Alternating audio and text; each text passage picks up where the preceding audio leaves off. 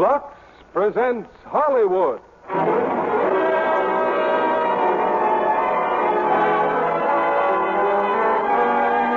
Lever Brothers Company, the makers of Lux Flakes, bring you the Lux Radio Theater, starring Betty Davis, Ann Baxter, Reginald Gardner, and Gary Merrill in All About Eve. Ladies and gentlemen, your producer, Mr. William Keighley.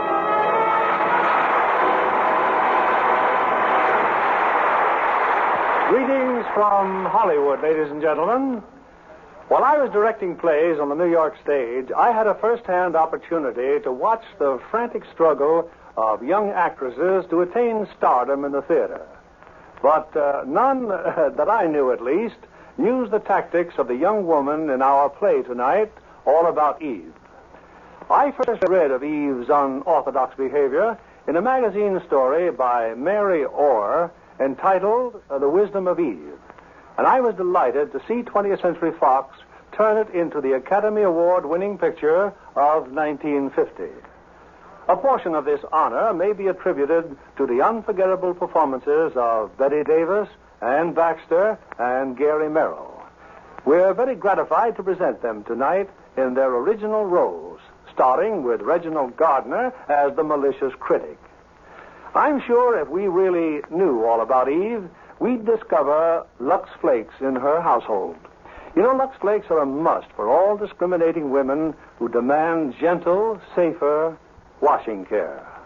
Now, All About Eve, starring Betty Davis as Margot, Ann Baxter as Eve, Reginald Gardner as Addison DeWitt, and Gary Merrill as Bill.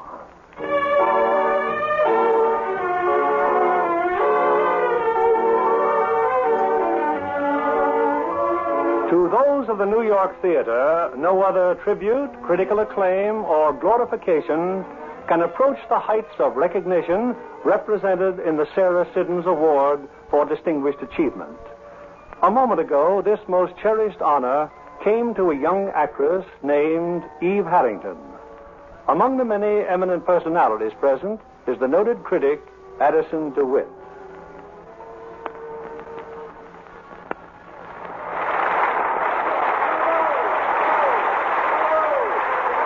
Yes, this is Eve's hour.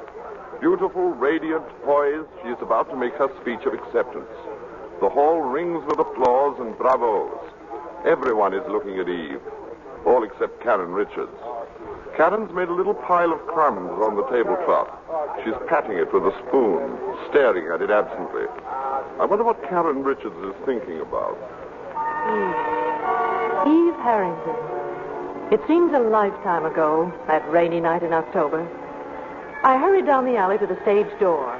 But where was she? Strange. I'd become so accustomed to seeing her here night after night, I found myself looking for a girl I'd never spoken to, wondering where... Richards. Oh, there you are. Well, it seemed odd suddenly you're not being here. After all, 6 nights a week for weeks, watching Margot Channing enter and leave a theater. I hope you don't mind my speaking to you. It took every bit of courage I could raise. To speak to a playwright's wife? I'm the lowest form of celebrity. You're Margot Channing's best friend. You and your husband are always with her. Tell me, what do you do in between the time Margot goes in the theater and comes out? Just huddle and wait? Oh, no. I see the play. See the play? You mean you've seen every performance? Yes. Well, apart from everything else, don't you find it expensive? Standing doesn't cost much. I manage. Well, you're coming with me, young lady. I'm going to take you to Margot. Oh, no. Oh, yes, she's got to meet you. Oh, no, I'd be imposing on her. I'd be just another tongue-tied, gushing fan. There isn't another like you. There couldn't be. Oh, by the way, what's your name? Eve Harrington. Margot was in her dressing room. Lloyd, my husband, was with her, and of course, Bertie, Margot's maid. Good morning, Karen. Margot's just been interviewed by a lady reporter from the South. And the minute it gets printed, they're going to fire on Gettysburg all over again. It was Fort Sumter they fired on. Where's my cold cream? Lloyd, honey, be a playwright with guts. Write me a play about a nice, normal woman who just shoots her husband. I find these wisecracks increasingly less funny, Margot. Aged in Wood happens to be a fine and distinguished play. That's my loyal little woman. Oh, relax, kid. It's just me and my big mouth. Well, it's just that you get me so mad sometimes. Of all the women in the world, there's nothing to complain about. Ain't it the truth? Yes, it is. You're talented, famous, wealthy. People waiting around night after night just to see you, even in the rain. Autograph fiends, little bees. They're your fans, your audience. They're nobody's audience. They never see a play or a movie even. They're never indoors long enough. Well, there's one indoors right now. I brought her back to see you. You what? Yes, she's just outside the door. Birdie. Yeah. The heave-ho. Oh, now you can't put her out, Margot. She worships you. You must have spotted her by now. She's always there. Oh, I know. The mousy one with the trench coat and the funny hat. Yes. Come in, Eve. Margot, this is Eve Harrington. How do you do, my dear? Oh, brother. Hello, Miss Channing. My husband. Hello, Miss Harrington. How do you do, Mr. Richards? And this is my dear friend and companion, Miss Birdie Coonan. Oh, brother. Oh, brother, what? When she gets like this, all of a sudden she's playing Hamlet's mother. I'm sure you must have things to do in the bathroom, Birdie, dear. If I haven't, I'll find something till you get normal. Dear Birdie. I was just telling Margot and Lloyd how often you've seen the play. Yes, every performance. Well, then, am I safe in assuming that you like it? I'd like anything Miss Channing played in. Would you really? How sweet. Your new play is for Miss Channing, too, isn't it? Now, how did you hear about it? Well, there was an item in Addison DeWitt's column. I like the title. Footsteps on the ceiling. Oh, now let's get back to this one. Every performance, Why? Yes, there are other plays. Not with you in them. Not by Mr. Richards. But you must have friends, a home, family. No. Tell us about it, Eve. If I only knew how. Try. Well, it started with a play before this one. Remember? Did you see it here in New York? San Francisco. The most important night of my life. Until now. I found myself going the next night. And the next, and the next. And then when the show went east, I went east. Eve, why don't you start at the beginning? Oh, I couldn't possibly interest you. Now, please. Well, I guess it started back home. Wisconsin, that is. There was just Mom and Dad and me. Farmers were poor in those days, so I quit school and became a secretary in a brewery. Wasn't much fun, but it helped at home. There was a little theater group there, like a drop of rain on the desert. That's where I met Eddie. We played Lillian 3 times. Oh, I was awful. When the war came, we got married. Eddie was in the Air Force. They sent him to the South Pacific. And then a letter arrived. Eddie had a leave coming up, and I went to San Francisco to meet him. But Eddie wasn't there. Just a telegram. Say Eddie wasn't coming at all. But Eddie was dead. I found a job, and his insurance helped. And there were theaters in San Francisco. And then one night, Margot Channing came to play in remembrance. And, well, here I am. What a story. Everything but the bloodhound snapping at her rear end.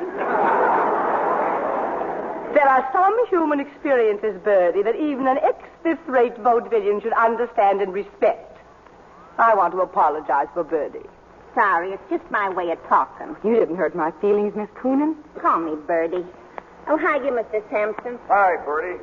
For your information, Margot, my plane takes off in 47 minutes. And how do I find you? Not ready yet and looking like a junkyard. Thank you so much. Bill, this... The airlines have clocks even if you haven't. I start shooting a week from Monday. Bill... I'm a junkyard. Bill, this is Eve Harrington. Hi.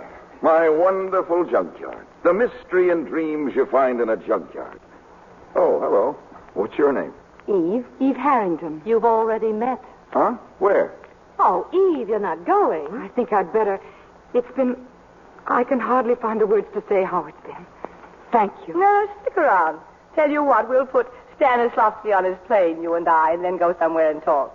Well, if I'm not in the way... I'll shower and dress. I won't be a minute. Yes, Bill was going to Hollywood to direct the picture. I can't remember why Lloyd and I couldn't go to the airport with them. But I do remember that as we left, Eve started talking to Bill. So you're going to Hollywood, Mr. Sampson? Just for one picture. Why? I just wondered. Just wondered what? Why you'd want to go out there. I mean, Well, when a man's the best and most successful young director in the theater... The theater? What book of rules says the theater exists only in New York? Listen, Junior, and learn. Yes. Do you want to know what the theater is? A flea circus. Also opera, rodeos, carnivals, ballets, Indian tribal dances, Punch and Judy, a one-man band. Wherever there's magic and make-believe and an audience, there's theater. From Donald Duck to Eleanor Adusa, all theater. You don't understand them all. You don't like them all. Why should you? The theater's for everybody, you included, but not exclusively. So don't approve or disapprove. It may not be your theater, but it's theater for somebody, somewhere.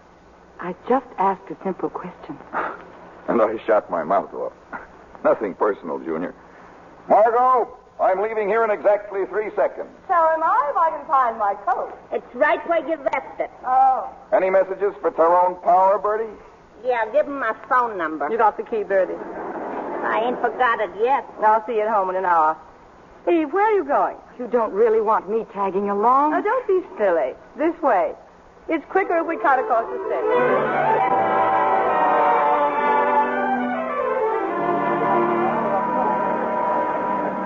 Where is she, Bill? What happened to Eve? She's at the desk picking up my tickets. She said we had so little time to be together that... She's quite a girl. I'd forgotten they grew that way anymore. Yes, that lack of pretense. That strange sort of understanding. Isn't it silly? Suddenly I've developed a big protective feeling toward her. A lamb loose in our big stone jungle. Bill, take care of yourself out there. I understand they have the Indians pretty well in hand. Don't get stuck on some glamour puss. I'll try. You're a setup for some gorgeous, wide-eyed young babe. Now, how childish are you going to get before you stop it? I don't want to be childish. I'd settle for just a few years. And then cut that out right now. Am I going to lose you, Bill? Am I? As of this moment, you're 6 years old. Everything's ready, Mr. Sampson. Oh, thanks, Eve. Your ticket. They'd like you to get it right on the plane. You've been very helpful. Good luck. Goodbye, Mr. Sampson. Knit me a muffler, Margot?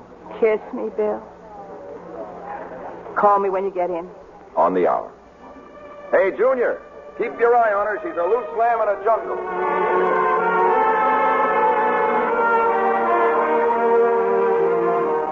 That same night we went for Eve's things, her few pitiful possessions, and she moved into the little guest room.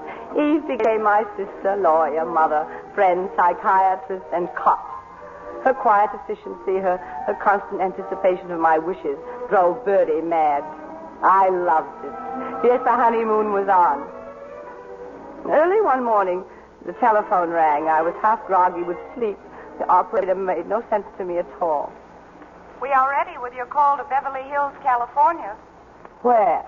What call? We are ready with the call you placed for 12 midnight California time to Mr. William Sampson in Beverly Hills. Go ahead, please. Margot, what a wonderful surprise. What a thoughtful, ever-loving thing to do. Bill, have I gone crazy, Bill? You're my girl, aren't you? That I am. Then you're crazy. Oh. When are you coming back? In a week. Well, I'm waiting. When are you going to say it? Oh, now, Bill, you know how much I do, but over a phone. Now, really, that's kid stuff. Kid stuff or not, it doesn't happen every day. And if you won't say it, then you can sing it. Sing it? Sure, like the Western Union boys used to do. Bill, it's your birthday. And who remembered it? Who was there on the dot at 12 midnight? Happy birthday, darling. Well, the reading could have been better, but you said it. Hey, I get a party, don't I? Of course, birthday and coming home. Who'll I ask? Well, it's no secret. I know all about the party. Eve wrote me. Eve? She did. Sure, she hasn't missed a week since I left. But you know all about that. You probably tell her what to write. Tell me, how is Eve, okay? Okay. I love you. I'll check with Eve. I love you, too. Good night, darling. I thought a lot about that phone call. In the morning when Bertie came in with my breakfast. That's a silly question to ask me. All I said was, you don't like Eve, do you? You want an argument or an answer? I'd like an answer. No. Why not? Now, you want an argument. Well, she's loyal and efficient. Like an agent with only one client. She thinks only of me, doesn't she? I'll say. How do you mean that? Well, I'll tell you how. Like she's studying you. Like you was a book or a play or a set of blueprints. How you walk, talk, eat, think, sleep. I'm sure that's very flattering, Bertie, and I'm also Good morning. sure. Good morning, Eve. I'm going downtown now, Miss Channing. Is there anything else you've thought of? Well, there's that script to take back to the guild. I've got it. And those checks for the income tax man. Right in this envelope.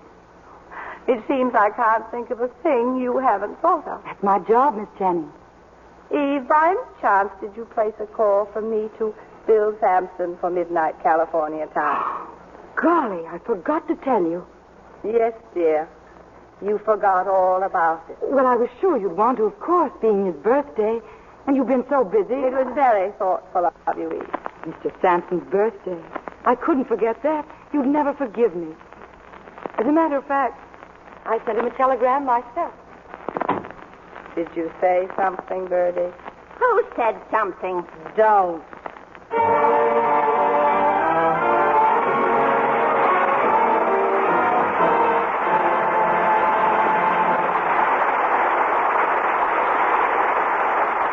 Before we return with Act 2 of All About Eve, here's our producer, William Keeley, with his movie news of the week. And good news.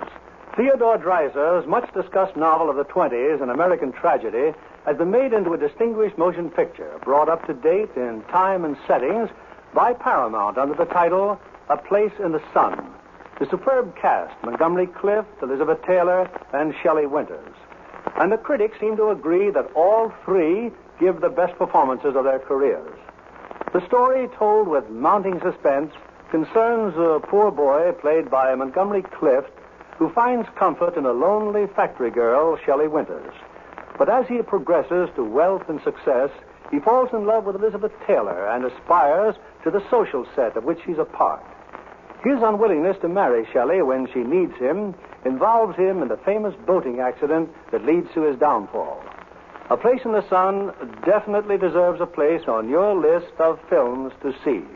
The cast alone, Bill, is a triple threat. And Elizabeth Taylor is a wealthy society girl, wears such gorgeous clothes. For instance, Edith Head, Paramount's well-known designer, created a stunning, luxable costume for the important scene at the lake. It's white organdy with layers of organdy petticoats to give it that doll-waisted look so smart this season. It was luxed again and again, stayed just as lovely as new. Shelley Winters' wardrobe looks extra drab by comparison. Well, she plans to make up for it on her trip to Paris. She's counting on a shopping spree, collecting exquisite handmade slips and nighties and negligees. And if I know Shelley, she took several boxes of Lux in her luggage to make sure her things get the safest possible care. Scores of famous Hollywood screen stars say there's nothing like new Lux with color freshener. It's perfect for all kinds of lingerie. Silks, rayons, nylons, and fine cotton. White stayed dazzling white as new. Delicate colors more brilliant than ever before. No wonder makers of lingerie advise Lux 33 to 1. Why don't you get a big box of new Lux tomorrow? Give your nice things that nice as new Lux look. Now, here's your producer, Mr. William Keeley. Act 2 of All About Eve, starring Bette Davis as Margot, Ann Baxter as Eve, Reginald Gardner as Addison DeWitt, and Gary Merrill as Bill.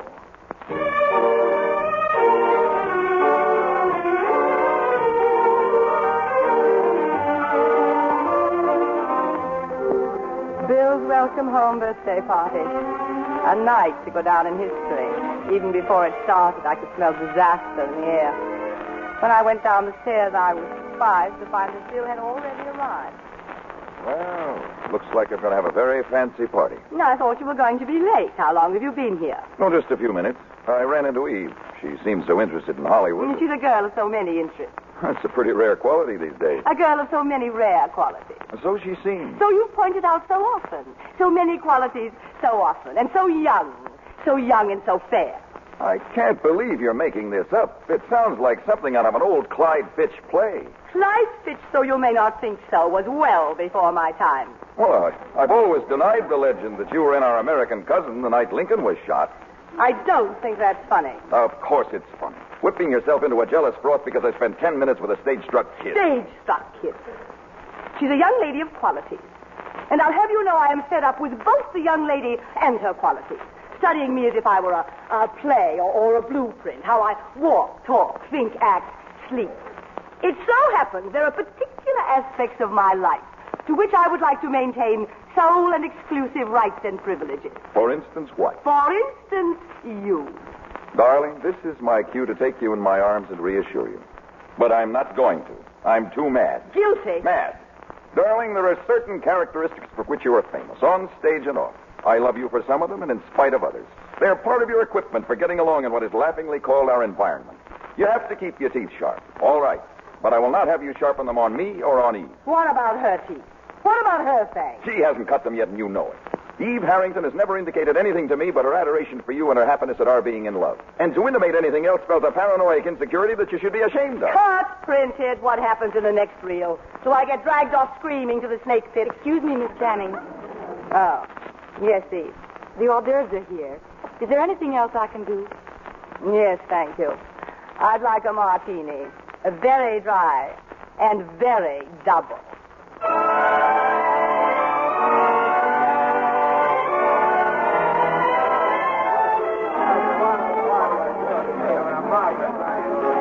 Well, I've been looking for you, Margot. Karen and I have to run along. It's been a swell party. Where's Karen Lloyd? Upstairs. Yes, getting her coat, I think. How's the new play coming along? Footsteps on the ceiling? Oh, all right, I guess. And the girl? Is she still 20? No, 20-ish. It's not important. Don't you think it's about time it became important? Margot, you haven't got any age. Margot Channing is ageless. Spoken like a press agent. Lloyd, I'm not 20-ish.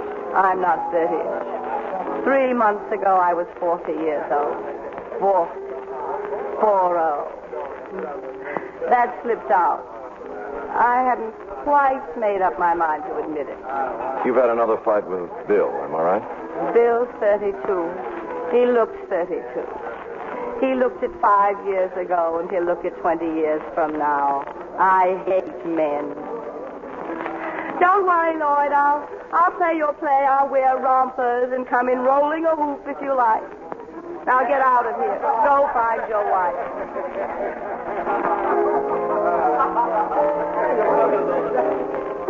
So nice of you to come upstairs with me, Eve. I just wanted to be sure you'd find your coat, Mrs. Richards. Tell me, Eve, how are things going? You happy? There should be a new word for happiness. Being here with Miss Channing, she's been so wonderful, done so much for me. Oh, you've done your share too, Eve. Well, good night. Mrs. Richards. Karen. Karen. Isn't it awful? I'm about to ask you for another favor, after all you've done already. Oh, that's nonsense. It's just that Miss Channing's affairs are in such good shape now, and I heard that Miss Channing's understudy was going to have a baby, and they'd have to replace her, so I... You want to be Margot's new understudy. I don't let myself think about it even. But I do know the part so well, and every bit of the staging. But suppose I had to go on one night to an audience that came to see Margot Channing. Oh, no, I couldn't possibly. Well, I wouldn't worry about that. Margot just doesn't miss performances. If she can walk, crawl, or roll, she plays. The show must go on. No, dear. Margot must go on. But as a matter of fact, I don't see why you shouldn't be her understudy. Do you think she'd approve? I think she'd cheer. But Mr. Richards and Mr. Sampson... And stop worrying. They'll do as they're told. I seem to be forever thanking you for something, don't I? Good night, Karen. Good night, dear. So Eve became Margot's understudy. Naturally, I assumed that Margot approved. One afternoon, Margot went to the theater. Someone else was leading the cast, and Margot had consented to help with an audition. A friend of Addison DeWitt's, a Miss Caswell, was trying out for the part. Margot, how nice to see you. Why aren't you in the theater, Addison, at the side of your protege lending her moral support? Oh, but I did. The audition, however, is over. But it can't be. I came here to read with Miss Caswell. The audition was called for 2:30. It's now nearly 4. Is it really? Who read with Miss Caswell? Bill? No. Lloyd? No. Well, who then? Naturally enough, your understudy. Well, I consider it highly unnatural to allow a girl in an advanced state of pregnancy. I refer to your new understudy, Miss Eve Harrington. Eve? My understudy? Oh, didn't you know? Well, of course I knew. It just slipped your mind. How was Miss Caswell? Frankly, I don't remember. Just slipped your mind. Completely. Nor can anyone else tell you how Miss Caswell read or whether Miss Caswell read or rode a pogo stick. Was she that bad? Margot, as you know, I have lived in the theater as a Trappist monk lives in his faith. And once in a great while, I experience that moment of revelation for which all true believers wait and pray. You were one, Eve Harrington is another. I take it. She read well. It was something made of fire and music. Brilliant, vivid, unforgettable. How nice. In time, she'll be what you are. A mass of fire and music. That's me. An old kazoo with some sparklers. Tell me, was Bill swept away too, or were you two full of revelation to notice? Bill didn't say, but Lloyd was beside himself. He listened to his play as if it had been written by someone else, he said. It sounded so fresh, so new, so full of meaning. How nice for Lloyd. How nice for Eve. How nice for everyone. Eve was incredibly modest. She insisted that Lloyd felt as he did only because she read his lines exactly as he'd written them. The implication being that I have not been reading them as written? To the best of my recollection, neither your name nor your performance entered the conversation. May I give you a lift somewhere? No, thank you, Edison. I'll just run on in so they'll know I did come after all. I must start wearing a watch. I never have, you know. Well, how are you, darling? Oh, terribly sorry I'm late, Matt. Lunch was on and I couldn't find a cab. Well, shall we start? Where's Miss Caswell? Oh, hello, Bill. Hello, Lloyd. Hello, Eve. Hello, Miss Channing. It's all over, Margot. What's all over? The audition. Eve read with Miss Caswell. Eve? Oh, how enchanting. However did you get the idea of letting Eve read? Well, she's your understudy. Eve? My understudy? I had no idea. Well, I thought you knew. She was put on over a week ago. Miss Channing, I can't tell you how glad I am that you arrived so late. Really, Eve? Why? If you'd been here to begin with, I never would have dared to read at all. I couldn't have. What a pity, all that fire and music going to waste. What fire and music? You wouldn't understand. I was dreadful, Miss Channing. Believe me. Oh, I'm sure you underestimate yourself, Eve. You always do. Oh, you'd have been proud of her, Margot. Eve was a revelation. Ah, do you too, Lloyd? What do you mean by that? I mean, among other things, it must have been a revelation to have a 24-year-old character played by a 24-year-old actress. Also, it must have seemed so new and fresh to you, so exciting to have your lines read just as you wrote them. Addison. You've seen Addison. So full of meaning, fire, and music. You've been talking to that fishwife, Addison DeWitt. In this case, apparently as trustworthy as the World Almanac. You knew when you came in that the audition was over, that Eve was your understudy, playing a childish little game of cat and mouse. Not mouse. Never mouse. If anything, rat.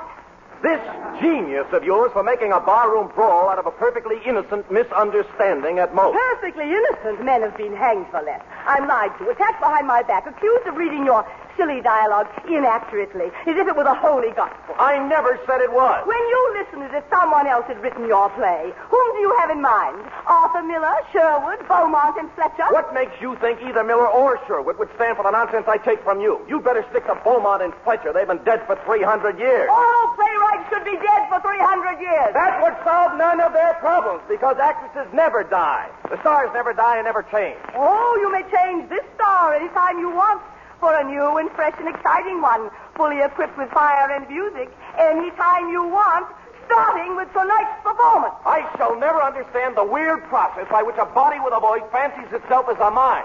Just when exactly does an actress decide they're her words she's saying and her thoughts she's expressing? Usually at the point when she has to rewrite and rethink them to keep the audience from leaving the theater. It's about time the piano realized it has not written the concerto. And you, I take it, Bill, are the Paderewski who plays his concerto. On me, the piano. Where is Princess Fire and Music? Who? The kid, Junior. Gone? Oh, so I must have frightened her away. I wouldn't be surprised. Sometimes you frighten me. I'm nothing but a body with a voice, no mind. What a body. What a voice. Now calm down. The gong rang. The fight's over. I will not calm down. Oh, don't calm down. And I will not be plotted against. Here we go. Such nonsense. What do you all take me for? Little Nell from the country. She's been my understudy for over a week. Arrives here for an audition when everyone knows I will be here and gives a performance. Out of nowhere gives a performance. You've been all through that with Lloyd. Full of fire and music and whatnot. Carefully rehearsed, I have no doubt. Full of those Bill Sampson touches. I'm sick and tired of these paranoid outbursts. I didn't even know Eve Harrington was your understudy until 2:30 this afternoon. Tell that to Dr. Freud along with the rest of it. No, I'll tell it to you. For the last time, I'll tell it to you. I love you. You're a beautiful and an intelligent woman. A body with a voice. And a great actress. You have every reason for happiness. Except happiness. Every reason. But due to some uncontrollable, unconscious drive, you permit the slightest action of a kid like Eve to turn you into an hysterical, screaming heart. Now, once and for all, stop it. Well, it's obvious you're not a woman. I've been aware of that for some time. Well, I am. I'll say. Now, come on, Margot. Let's get out of here. I'll buy you a drink. I'll admit I may have seen better days, but I'm still not to be had for the price of a cocktail like a salted peanut. Margot, let's make peace. Terms are too high. Unconditional surrender. Just being happy. Just stopping all this nonsense about Eve and Eve and me. Oh, it's not nonsense. I wish it were. I said before it was going to be my last try, and I meant it. I can't think of anything else to do. I wish I could. Goodbye, Margot. Phil, where are you going? To find Eve? That suddenly makes the whole thing believable. Phil? Oh, no.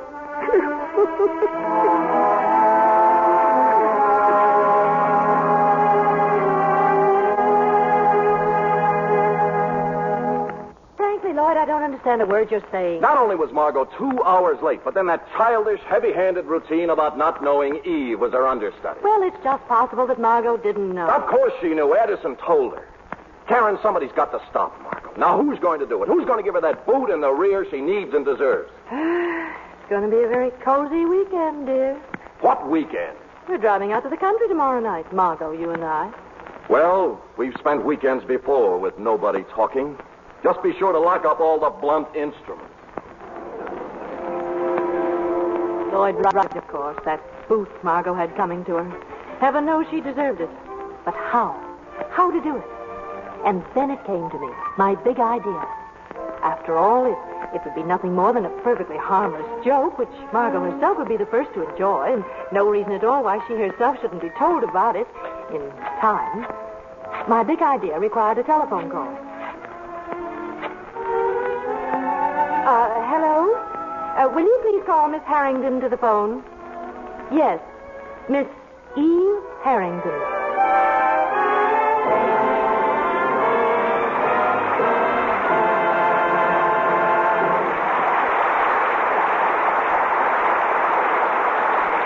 Before we continue with Act 2 of All About Eve, I'd like to introduce a special guest, Miss Jean Mayberry, the charming daughter of a friend of mine, the casting director at 20th Century Fox. I understand, Jean, that your career started with ice skating. That's right, Mr. Keeley. I joined an ice show troupe and traveled all over, even to Cuba. Well, a generation ago, ice skating in Cuba would have been as fantastic as an invasion from another planet. But today, such a possibility isn't so fantastic.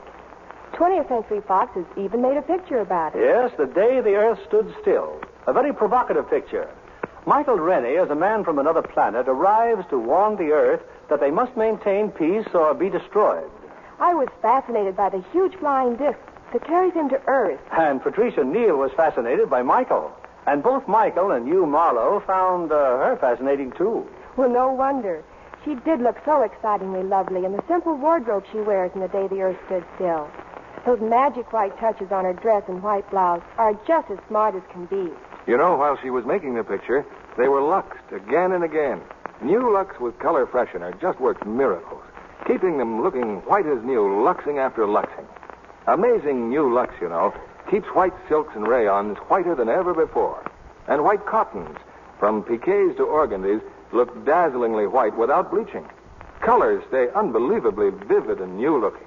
Oh, I'm a Lux fan from way back, Mr. Kennedy. I was born and raised in Hollywood, so I know how the screen stars love Lux. Patricia Neal says New Lux is even better than ever. Thank you, Jean Mayberry. We're delighted to have you tonight. Women all over the country are excited about wonderful New Lux. Now they're using it for nicer everyday washables, as well as their loveliest dresses and blouses. It's so safe. The perfect way to give all washables that nicest new Lux look. We pause now for station identification. This is the CBS Radio Network.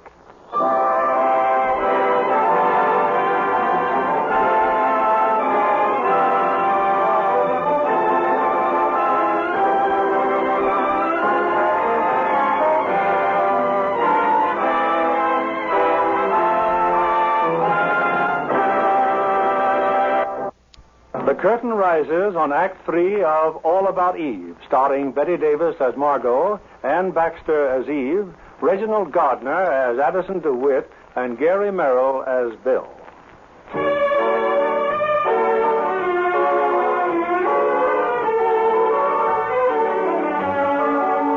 That was a cold weekend we spent in the country, but somehow we staggered through. Late Monday afternoon, my big idea went into operation. Its purpose was to make Margot miss her performance so that Eve would have to take her place. All I did was drain the gas tank of the car. My timing was perfect. Margot missed her train, and we sat there on the highway, the two of us, while Lloyd, cursing softly, went down the road in search of gasoline. Cigarette, Karen? Oh, no, thanks, dear. I haven't been very pleasant this weekend. Well, we've all been a little tense lately. More than any two people I know, I don't want you and Lloyd to be angry with me. No, how could we? You're Margot. And what is that? Besides something spelled out in light bulbs, I mean. Besides something called a temperament, which consists mostly of swooping about on a broomstick and screaming at the top of my voice. Infants behave the way I do, you know. They'd get drunk if they knew how.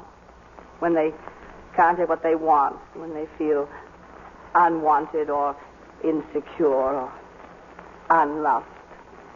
What about Bill? He's in love with you. More than anything in this world, I love Bill. And I want him to love me, but me, not Margot Channing. And if I can't tell them apart, how can he? And Karen, about Eve, I've acted pretty disgracefully toward her, too. Well, at best, let's say I've been oversensitive to the fact that she's so young, so feminine, and so helpless. To so many things I want to be for Bill. Margot, I want you to know how sorry I am about this. About what? Getting stuck like this. I can't tell you how sorry I am. Don't give it a thought, Karen. One of Destiny's merry pranks. After all, you didn't personally drain the gasoline tank. What? I said you didn't personally drain the gasoline tank.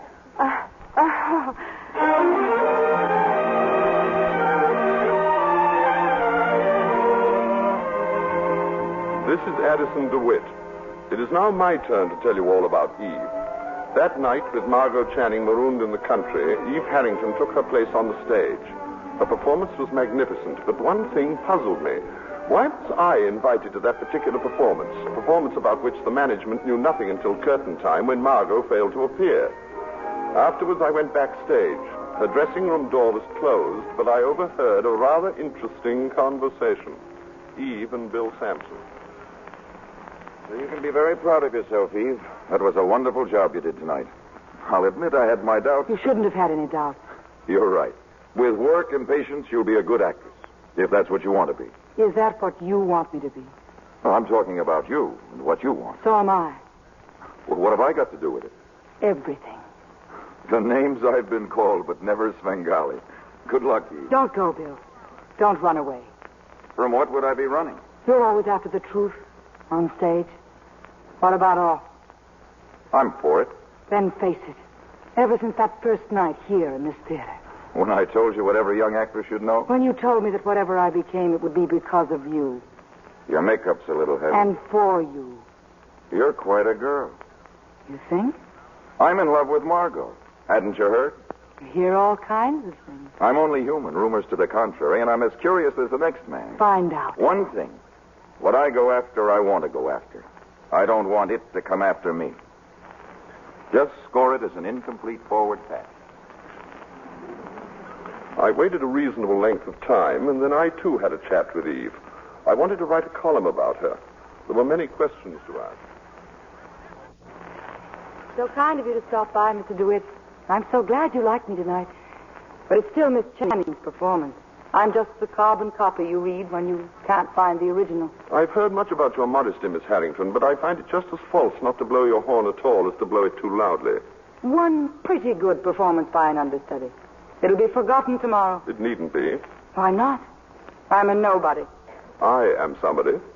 You certainly are. After you change, if you're not busy, we could have supper. I'd love to. Or should I pretend I'm busy? Well, let's have a minimum of pretending. I shall want to do a column about you. I'm not even enough for a paragraph. I've heard your story, but only in bits. Your home in Wisconsin, your tragic marriage, your fanatical attachment to Margot.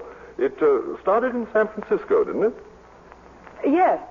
Yes, that's right. What theater in San Francisco was that, Eve? Was it the Schubert? Yes, the Schubert. Fine old theater, the Schubert, full of dignity and traditions. Really, if I'm ever going to change, I'd only be a moment, Mr. DeWitt. Where would you like to go, Eve? We must make this a special night. You take charge. Thank you. I believe I will.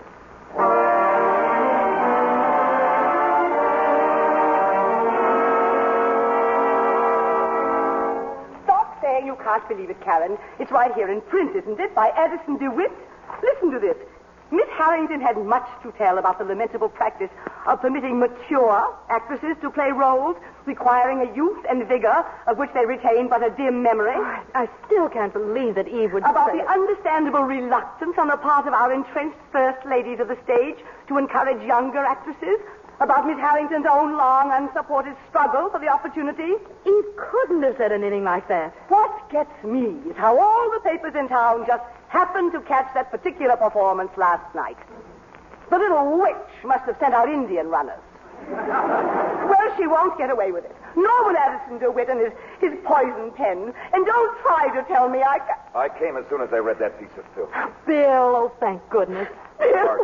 Margot, I ran all the way. Oh, darling. Bill's here, baby. Everything's all right now. I guess at this point you and Margot might rather be alone. Yeah, do you mind, Karen? Margot, baby. Thanks, Karen. We'll phone you later.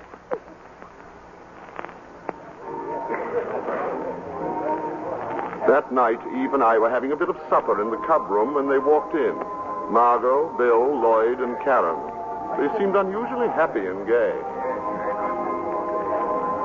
The reason for our big news is simply this. Margot and I are going to get married. Glory, hallelujah.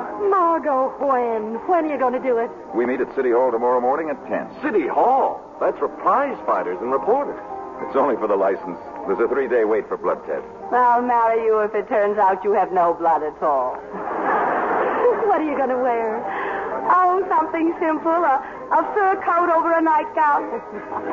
The point is, we want you two beside us as our nearest and dearest friends. Excuse me, Mrs. Richard? Oh, yes, Maynard? This note is for you. Miss Harrington sent it. Miss Harrington? Margot, here, you read it. Please forgive me for butting in, but it's most important that I speak with you. Please, and that's underlined. Meet me in the ladies' room. Eve. I understand she's now the understudy in there. After all, maybe Eve just wants to apologize. Go on, Karen. Find out. During all the years of our friendship, Karen, I have never let you go into the ladies' room alone. Now I must. I am busting to find out what's going on in that feverish little brain waiting in there. Well, all right.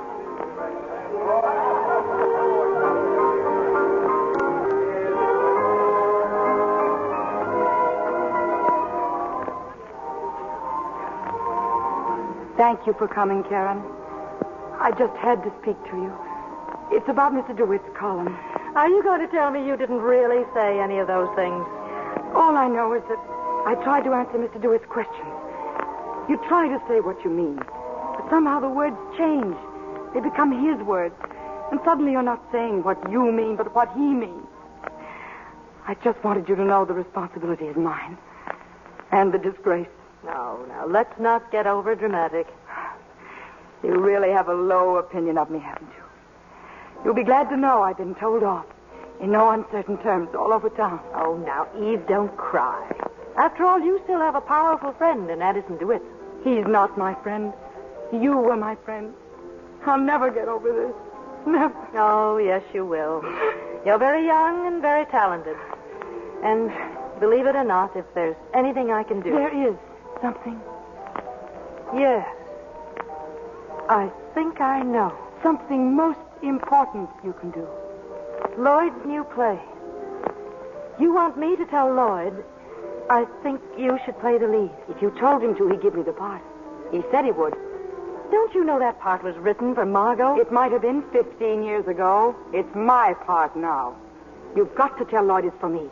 I don't think anything in the world would make me say that. Addison wants me to play it. Over my dead body. That won't be necessary, Karen. Eve, Addison knows how Margot happened to miss that performance last night, and how I happened to know she'd miss it in time to call him and notify every paper in town. Oh, you better sit down, Karen. You look a bit wobbly. If I play Cora, Addison will never tell what happened, in or out of print. A simple exchange of favors. I'm so happy I can do something for you at long last. Your friendship with Margot. Your deep, close friendship. What would happen to it, do you think, if she knew the cheap trick you played on her for my benefit? No. It'd be so much easier for everyone concerned if I were to play Cora. So much better theater, too. You do all that just for a part in a play. I'd do much more for a part that good. Excuse me, Karen. Addison's waiting for me. Care to look at a menu, Eve? But you can't be very hungry after all that humble pie. Nothing of the kind, Addison. Karen and I had a nice talk. Including a casual reference to the part of Cora and your hopes of playing it. I discussed it very openly. And Karen mentioned, of course, that Margot expects to play the part. Oddly enough, she didn't say a word about Margot. You know, Eve, sometimes I think you keep things from me. I don't think that's funny. It wasn't meant to be. I confide in you and rely on you more than anyone I've ever known. To say a thing like that now, without any reason, when I need you more than ever. I hope you mean what you say. I intend to hold you to it. We have a great deal in common, it seems to me. You know what I'm talking about? Yes. What you were saying, That's right. Well, what happened, Karen? Oh, nothing much. She apologized. With tears. With tears. Oh, very classy stuff. Lots of technique. Groom, may I have a wedding present? What would you like? Texas? I want everybody to shut up about Eve. Just shut up about Eve. That's all I want. Never have I been so happy. So happy and forgiving. I forgive Eve. Do you know why I forgive Eve? She left good behind. The four of us here together. It's Eve's fault. I forgive her. And Bill, especially Bill. She did that, too. You know, she probably means well after all. She's a lout. Never try to outguess Margot. Correct. Which brings me to you, Lloyd. Lloyd, I don't want to play Cora. You... What? Now, wait a minute, Karen. You've always been so touchy about his plays. It isn't the part. It's a great part. But not for me anymore. Not for a four-square, upright, downright, forthright married lady. What's your being married got to do with it? Oh, it means I've finally got a life to live. I don't have to play parts I'm too old for anymore, just because I've got nothing to do with my night. Oh, Lloyd, please understand, please. What's so funny? Oh, nothing.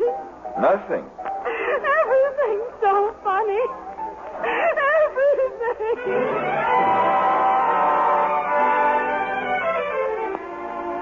In due time, they were wed, Margot and Bill. Also in due time, rehearsals started for the new play starring Eve Harrington. Finally, the play was ready for its out-of-town opening in New Haven. That afternoon, I saw Eve at her hotel. Isn't it strange, Addison? I thought I'd be panic-stricken. Instead, I can't wait for tonight to come. To come and go. Are you sure of tonight? Aren't you? Frankly, yes. It'll bring me everything I've ever wanted. The end of an old road, and the beginning of a new one. All paved with diamonds and gold? You know me better than that. Well, paved with what, then? Stars. What time is it? Almost 4. Oh, good. Plenty of time for a nice long nap. You could sleep now, couldn't you? Why not? The mark of a true killer. Sleep tight, rest easy, and come out fighting. Why did you call me a killer? Oh, did I say killer? I meant champion. I get my boxing terms mixed. Oh, by the way, there'll be a party here tonight. You'll come, won't you? We're having everyone up after the performance. We are? Lloyd and I. I find it odd that Karen isn't here for the opening, don't you? She's always been so fanatically devoted to Lloyd. Addison, a few moments ago, I said this would be a night to remember. I didn't mean just the theater. What else? Lloyd. He's going to leave Karen. We're going to be married. So that's it. Still just the theater, after all. It's nothing of the kind. Lloyd loves me. I know nothing of Lloyd and his loves. I leave those to Louisa May Alcott. But I do know you. I'm in love with Lloyd. Oh, Addison, won't it be just perfect? There's no telling how far we can go. You'll write great plays for me. I'll make them great. You're the only one I've told, the only one who knows except Lloyd and me. And Karen? She doesn't know. She knows enough not to be here. But not all of it.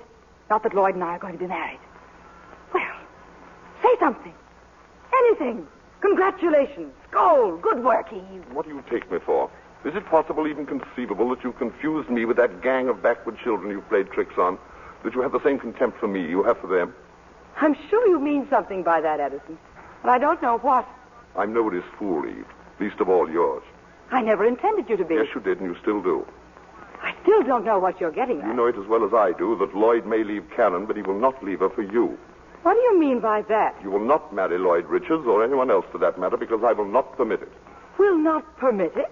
Well, that sounds medieval, something out of an old melodrama. So does the history of the world for the past 20 years.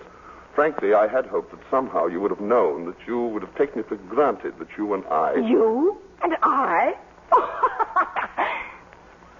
Now remember, as long as you've lived, never to laugh at me. At anything or anybody else, but never at me.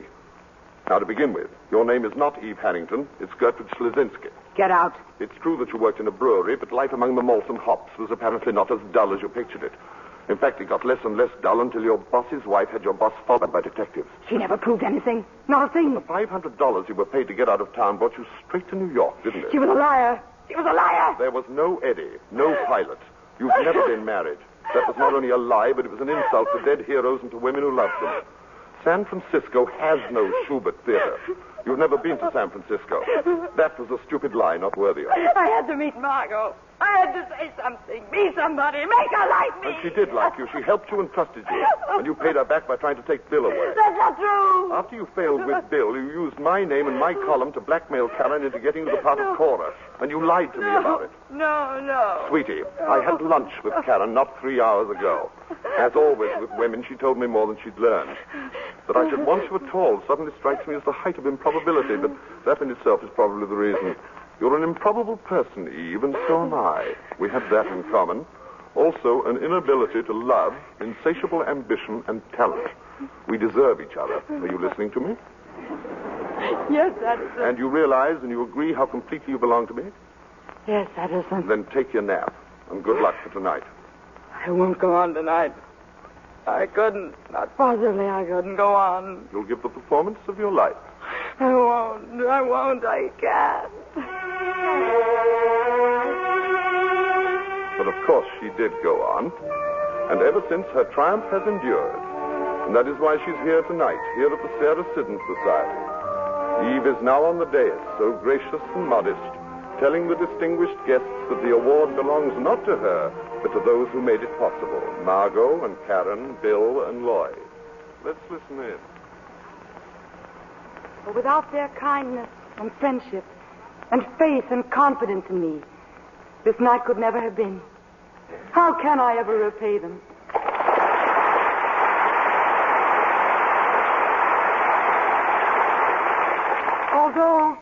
Although I'm going to Hollywood next week, do not think for a moment that I am leaving you. My heart is here in the theater. I'll be back to claim it. And soon. That is, if you want me back.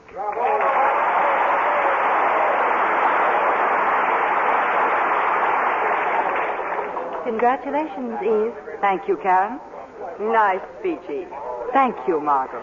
I wouldn't worry too much about your heart, Eve. That little statue they gave you, you can always put it where your heart ought to be. Oh, Mr. DeWitt. Why, Miss Caswell, how nice to see you again. Isn't she wonderful, Mr. DeWitt? There's no one like Eve, Miss Caswell. No one in the world. Tell me, Miss Caswell, do you want someday to have an award like that of your own? Oh, more than anything. Then you must ask Eve Harrington how to get one. Miss Harrington knows all about it.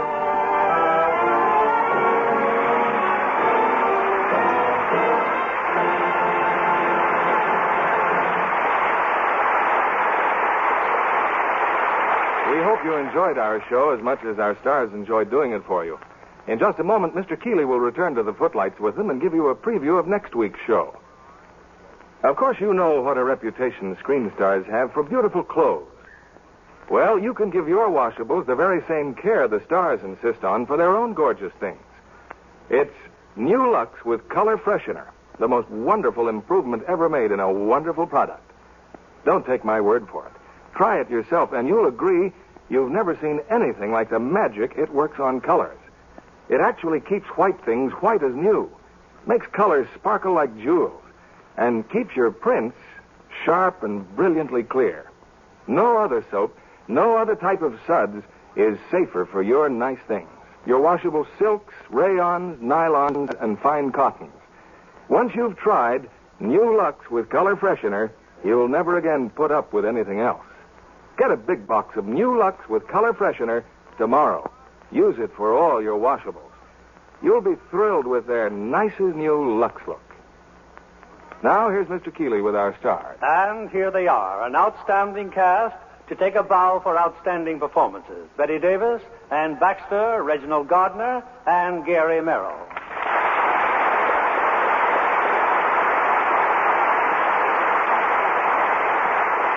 And how very nice to have you back again. Bill, you know how I love appearing on the Lux Radio Theater. That's one way to get some more Lux Flakes, Ann. Betty, when you have a new baby, you need all the Lux you can get. Watch this girl. Remember, as Eve, she'll want all our Lux Flakes in a minute. Now, girls, the play is over, and there's plenty in the wings for all. We thank you, Bill. Lux Flakes really are a must in our house. All this talk of a new baby. Why didn't anyone ask me to be a godfather? You think you're quite the type? After listening to you for the last hour, I thought you relished little children as part of your diet. Well, don't be silly, darling. I just finished a picture of 20th Century Fox starring Clifton Webb called Elopement, in which I play a godfather. Now I'm at RKO in Androcles and the Lion. Typecasting again. I do not play the lion, nor do I eat anyone. Now let me tell you about my latest picture at 20th Century Fox, Decision Before Dawn, starring Richard Basehart. Do you play Decision or Dawn? Oh. As a matter of fact, I play a colonel in the Army. But as it's all about spies and traitors, I refuse to reveal any more. Well, then perhaps Bill will reveal next Monday's show for us. Yes, next week we'll have an exciting story of mystery and intrigue. It's Universal International's thrilling drama, Borderline. And starring will be Stephen McNally, Claire Trevor, and John Hodiak. That'll be good listening, Bill. Good night. Good night, Bill. Good night. And congratulations again for the Academy Award winner tonight. Hurry, and I mean you. Yes, if you've been dreaming of winning that wonderful first prize in the Who is the Lovely Lux Girl contest, then hurry your entry in now. Remember, the first prize is $5,000 cash plus a Ford Victoria sedan. Besides the top prize, Lux is giving away 10 more Ford two-door sedans, 200 14-karat gold diamond Bulova watches, $10,000 in additional cash prizes. Get your entry blank at your grocer's. It has the star's picture to identify, the jingle to complete, the rules, the address. To each entry, attach 2 Lux soap wrappers, either bath or regular size. But hurry your entry in. The contest closes October 15th, and good luck. Lever Brothers Company, the makers of Lux Flakes, join me in inviting you to be with us again next Monday evening when the Lux Radio Theater presents Borderline, starring Stephen McNally, Claire Trevor, and John Hodiak. This is William Keeley bidding you good night.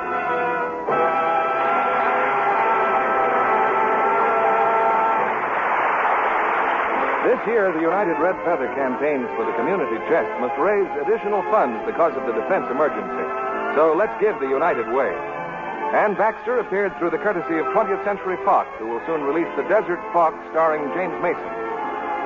Heard in our cast tonight were Paula Winslow as Karen, Stephen Dunn as Lloyd, Ruth Parrott as Birdie, and Barbara Fuller, Joe Forte, and Eddie Marr. Our play was adapted by S.H. Barnett, and our music was directed by Rudy Schrager. This is your announcer, John Milton Kennedy, reminding you to join us again next Monday night to hear Borderline, starring Stephen McNally, Claire Trevor, and John Hodiak.